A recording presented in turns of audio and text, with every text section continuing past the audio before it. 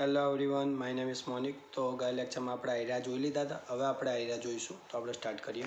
ચલો, તો એમાં પ્રકરણ 3માં આપણે આ પહેલો બરાબર. એમાં આપણે એક્સનું મૂલ્ય શોધવાનું બરાબર. આપણી જોડે આકૃતિ એમાં આપણે એક્સનું મૂલ્ય શોધવાનું. એક્સ ક્યાં? અહીંયા. તો હવે જો અહીંયા છે ને આપણને આ 90 અંશનો ખૂણો કાટખૂણો આપ્યો હોય. કાટખૂણો એટલે કેટલાનો હોય? 90 અંશનો બરાબર. ઈ આપણને આપી દીધો 80, ડી આપણને આપી દીધો હોય 50. હવે જ્યારે રેખિક જોડના ખૂણા હોય ને, રેખિક જોડના ખૂણા એટલે કેવું? આવી રીતનું બરાબર. આ કેટલા હોય? 180 અંશનો. તો આના ધારો કે આટલે એક વચ્ચે એક દોરું આવી રીતના લાઈન, તો આ બંને 90-90 ના હોય બરાબર. એવી રીતે ચલો આવી રીતનું હોય. કાયરો 30 હોય તો આ કેટલાનો હશે? 150. અને આ બંનેનો સરવાળો કેટલો થતો હશે? 180. એટલે રેખિક જોડના ખૂણાનો સરવાળો હંમેશા કેટલો થાય? 180. તો અહીંયા આયરો 90 તો આ જો રેખિક જોડનો ખૂણો બને અહીંયા આવી રીતે. આ 90 હોય તો આ વધેલો આ કેટલાનો હશે? 90 હશે. આ 90 તો આ કેટલાનો હશે? 90 અંશનો. રેડી? હવે આ 90 હોય, આ 50નો હોય, આ 80 અને આપણે આ એક શોધવાનો હોય બરાબર. અને આ જો ચતુષ્કોણ થઈ ગયો. 1, 2, 3 અને 4. 4 બાજુ એટલે બની જાય ચતુષ્કોણ. તો ચતુષ્કોણના ચારે ખૂણાનો સરવાળો કેટલો થાય? 360. કેટલો થાય? 360. તો પહેલાં આપણે જે આ 90નો હતો ને, આ બીજો 90નો થયો એ કઈ રીતે થયો એ લખશું પહેલાં. પછી આ 4નો સરવાળો 360 થાય બરાબર. એમાં આ 3નો 220 થયો તો આ વધ્યો કેટલો હશે? 140 બરાબર. તો આ રીતે આપણે શોધીશું. તો ચાલો આપણે સ્ટાર્ટ કરીએ. તો પહેલાં જે રેખિક જોડની રીતે જે શોધવાના હતા, તો એ બી સી અને સી બી ડી આ રેખિક જોડના ખૂણા થાય. આ એ બી સી અને આ સી બી ડી એ રેખિક જોડના ખૂણા થયા આવી રીતના. આ એ, આ બી, આ સી અને આ સી બી ડી આ રેખિક જોડના ખૂણા થયા. એમાં આયરો 90 હોય તો આ કેટલાનો હશે? 90 બરાબર. કારણ કે બંનેનો સરવાળો 180 થાય બરાબર. ધારો કે આ 30નો તો આ થઈ જાય 150 બરાબર. એવી રીતે. તો ચલો પહેલાં આપણે જો ખૂણો એ બી સી એટલે ખૂણો એ બી સી બરાબર. અને ખૂણો સી બી ડી એટલે ખૂણો સી બી ડી આ બંને કેવાય? રેખિક જોડના ખૂણા. આમાં જો એ બી સી અને સી બી ડી રેખિક જોડના ખૂણા એમ. અને એનો એટલા માટે બંનેનો સરવાળો કેટલો થાય? 180 બરાબર. એમાં જો ખૂણો એ બી સી એ આપણને આપી દીધો હતો. કેટલો હતો? 90. તો આપણે એની જગ્યાએ અહીંયા લખ્યા 90 બરાબર. અને સી બી ડી એ આપણને ખબર નથી તો એની જગ્યાએ સી બી ડી રાખશું. અને આ સાઈડ 180. હવે આપણે સી બી ડી શોધી દઈએ. તો 180 તો એમના એમ. આ 90 પ્લસ એ પેલી સાઈડ જાય તો માઇનસ બરાબર. તો સી બી ડી કેટલો મળશે? 90. એટલે આપણને આ ખૂણો જે 90 મળ્યો ને એ આપણે આવી રીતે આને લખવાનું બરાબર. હવે આપણે એક્સ શોધવાનું હોય. એક્સ બરાબર, જે ખૂણો સીમાં આવ્યો બરાબર. તો હવે આ એક્સ શોધવા માટે આ જો બાજુ 1, 2, 3 અને 4 આ ચારેનો સરવાળો, 4 બાજુવાળો ચતુષ્કોણ હોય તો એ ચાર ચતુષ્કોણના ખૂણાનો સરવાળો કેટલો થાય? 360 બરાબર. તો હવે ચતુષ્કોણના ચારે ખૂણાનો સરવાળો કેટલો થશે? 360. એટલે ખૂણો સી, ખૂણો બી, ખૂણો ડી અને ખૂણો ઈ. તો ખૂણો સી, ઈ, ડી અને બી બરાબર કેટલા થશે? 360. હવે ખૂણો સી એટલે કેટલો થશે? આ ખૂણો સી એટલે કેટલો? એક્સ. તો એની જગ્યાએ લખશું એક્સ. ખૂણો ઈ એટલે આપી દીધો 80. ખૂણો ડી એટલે કેટલો હોય? 50. અને ખૂણો બી એટલે 90. આપણે હાલ શોધ્યો ને 90 એટલા માટે શોધ્યો કે અહીંયા લખવા મળે બરાબર. તો ખૂણો બી બરાબર કેટલો આવશે? અહીંયા 90 બરાબર. બરાબર કેટલા થશે? 360. હવે એક્સને પકડી રાખો. આ 3નો સરવાળો થશે 220 અને આ સાઈડ કેટલા? 360. આપણે એક્સ જ જોઈએ તો 360 એમના એમ હતા. 220 પ્લસ હતા. પેલી સાઈડ ગયા તો કેવા થઈ ગયા? માઇનસ. તો 360માંથી 220 એટલે આપણને એક્સ મળી ગયો બરાબર. તો આવી રીતે એક્સ મળી ગયો. ચલો હવે આમાં જોઈએ બીજું. આમાં જો સીધું જ છે એક્સ શોધવાનો હોય તો આપણને આ 3 ખૂણા તો આપી દીધા બરાબર. તો આ ચોથો ખૂણો શોધવાનો. અને ચતુષ્કોણમાં ચારે ખૂણાનો સરવાળો કેટલો થાય? 360. તો ડાયરેક્ટ જ ખબર પડી જાય. આ 80, 55 ને 100 આ 3નો સરવાળો થાય 235. તો આ વધેલો એક્સ કેટલો હશે? 360માં કેટલા ખૂટા? 235 સુધી તો થઈ ગયા 3નો સરવાળો. 360માં કેટલા ખૂટાય? તો 125 ખૂટાય. તો એક્સ બરાબર 125 આવશે બરાબર. તો આ ચારે ખૂણાનો સરવાળો હવે 360 થઈ ગયો. ચલો એને લખીએ. તો ચતુષ્કોણ એ બી સી ડી એમાં ચારે ખૂણાનો સરવાળો કેટલો થાય? 360. તો ખૂણો ડી, ખૂણો એ, ખૂણો બી અને ખૂણો સી એના બરાબર કેટલા થશે? 360. ચલો બધા ખૂણાના માપ આપેલા હોય. ખૂણો ડી એટલે 80 આપેલો હોય, બરાબર. ખૂણો એ એટલે 100 આપેલો હોય. ખૂણો બી એટલે આપણે કેટલો કહીએ, એક્સ, જે આપણે શોધવાનો હોય. તો અહીંયા શું આવશે, એક્સ. અને ખૂણો સી એટલે કેટલો આપેલો હોય, 55, બરાબર 360. હવે 80, 100 અને 55નો સરવાળો થશે 235. અને આ એક્સ એમના એમ. આ સાઈડ કેટલા 360. આ એક્સ પડ્યા રહ્યા, બરાબર. એને શોધવાના એટલા માટે 360 તો એમના એમ. 235 પ્લસ પેલી સાઈડ જાય તો માઇનસ, બરાબર. તો 360માંથી 235 જાય એટલે કેટલા રહેશે, 125. તો આ કેટલો મળ્યો, 125. હવે આ ચારે ખૂણાનો સરવાળો કરશો તો 360 થઈ જશે. ચલો આમાં જો નીચેની આકૃતિમાં એક્સ પ્લસ વાય પ્લસ ઝેડનું મૂલ્ય શોધવાનું છે. તો આમાં જો એક્સ ક્યાં આવી ગયો, વાય ક્યાં અહીંયા અને ઝેડ ક્યાં અહીંયા, આ ત્રણનું મૂલ્ય શોધવાનું. હવે એના માટે આપણને થોડુંક ત્રિકોણના ત્રણે ખૂણાના માપનો સરવાળો ખબર હોવી જોઈએ, બરાબર. રેખિક જોડના ખૂણાનો સરવાળો ખબર હોવી જોઈએ. તો એ બધું ખબર હશે તો આ દાખલો આવડી જશે. તો ચલો જો આ એ બી અને સી આ ત્રિકોણ, આ એ બી સી, બરાબર.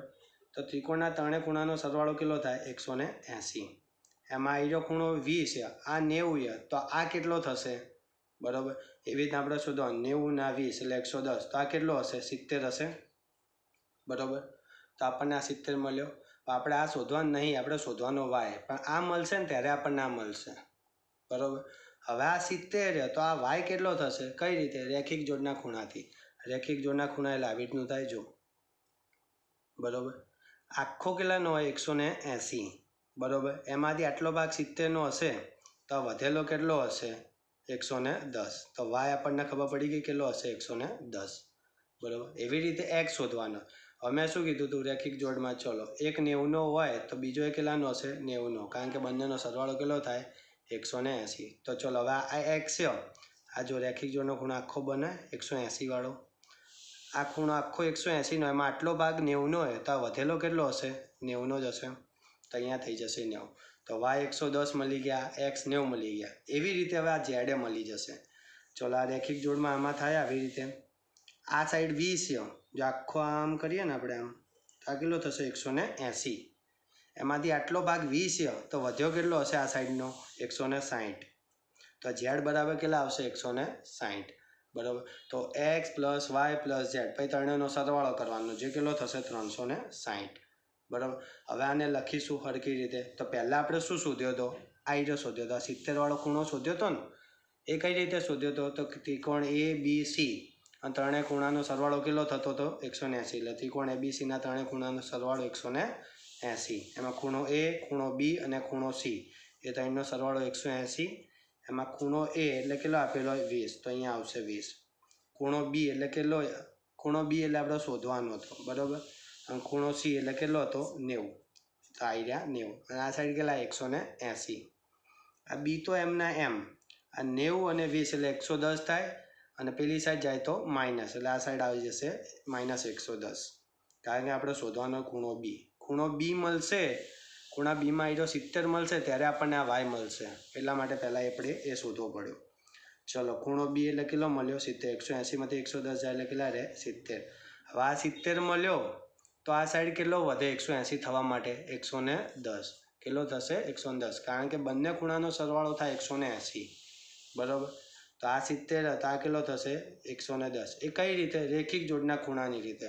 તો આપણે જો, તો ખૂણો એ બી સી, એ બી સી એટલે જો એ બી સી, અને ખૂણો એ બી ડી એટલે ખૂણો એ બી ડી, એટલે જો એ બી સી અને એ બી ડી, આવી રીતે જો આ એ બી સી અને એ બી ડી. તો આ રેખિક જોડના ખૂણા થઈ ગયા. આખો આવીના કેટલાનો, 180.